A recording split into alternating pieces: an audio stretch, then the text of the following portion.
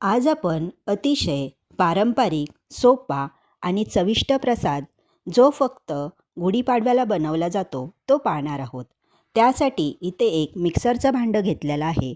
मिक्सरच्या भांड्यामध्ये 20 ते 25 एवढी कडुलिंबाची पानं स्वच्छ धुवून घ्यायची आहेत. कडुलिंबाची पानं घालून झाल्यानंतर यामध्ये भिजवलेली 2 टेबलस्पून एवढी चणा डाळ घालायची. चणा डाळ घालून झाल्यानंतर यामध्ये 2 टेबलस्पून एवढं ओलं खोबरं घालायचं आहे. ओलं खोबरं घालून झाल्यानंतर यामध्ये 2 टेबलस्पून एवढा गूळ घालायचा आहे.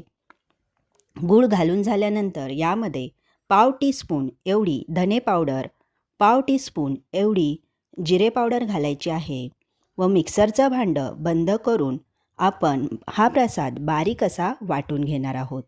बारीक असा प्रसाद वाटून झाल्यानंतर आता आपला प्रसाद तयार झालेला आहे.